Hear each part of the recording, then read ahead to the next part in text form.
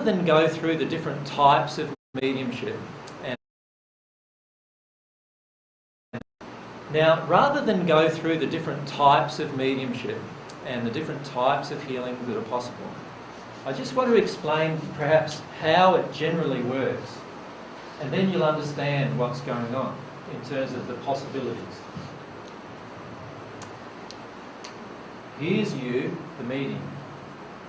Here's my spirit body as the medium. Here's my material body. Here's the spirit who's wanting to connect with me in their spirit form. There's their soul, there's their spirit form. Remember, their soul condition controls what kind of information they can give to you. Remember, your soul condition controls what kind of information you can receive from them. Now, usually most mediumship occurs by the person here in the spirit world relaying a message into your mind,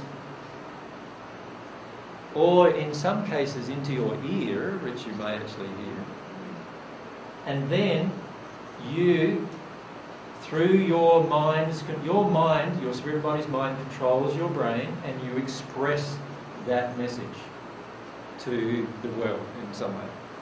Probably to a person that's sitting opposite you or something like that. Or if it's a automatic writing, the spirit will actually control your spirit body's mind to control your brain to control your arm, and you'll just start writing that way. If it's automatic writing. So you could call that type of mediumship just normal mediumship. Trance mediumship is when you step back from your spirit form, from your material form, sorry. So here's a silver cord connection. You step back from that. It's like you going into a sort of a semi-sleep state, or what people would call the trance state. And the spirit body, they can then connect through this silver cord connection straight into your physical body. In other words, they can, to an extent, take over your physical body, take over your voice, take over your mind, and away it goes. And sometimes you can observe it, so you can step back and observe the whole process, or you could actually be having a conversation with another person in the spirit world while it's actually going on. So that's another method that can be used. But the most powerful method of communication, which is not yet being done on Earth very much at all, is a soul-to-soul communication. And that's what we want to develop our divine love mediums into doing. Soul-to-soul communication. What happens there is huge packets of information flow from one soul to the other soul at super light speeds. In other words, huge amounts of information occur over a period of just tiny little gaps in time. Right? And so a spirit can then burst you with this information that you spend the next 5 hours writing. Right? And they've only spent let's say 1 second of our time transmitting it to you. And that is a very effective form of communication. In fact, that's the type of communication you will have with everyone around you when you're a celestial spirit. And you are a celestial spirit on Earth when you become born again, when you make that transition between the 7th and the 8th sphere.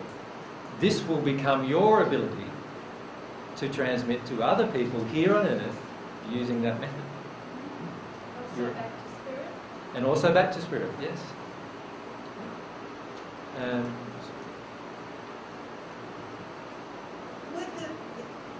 What I'm not clear on is the person who's receiving it, who's not, would they have to be in a certain soul condition to receive that amount? They have to be in the same.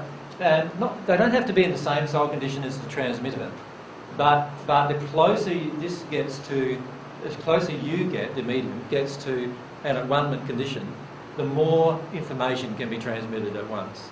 And then when you get to the soul condition of where you're at one, obviously now you can be in constant contact.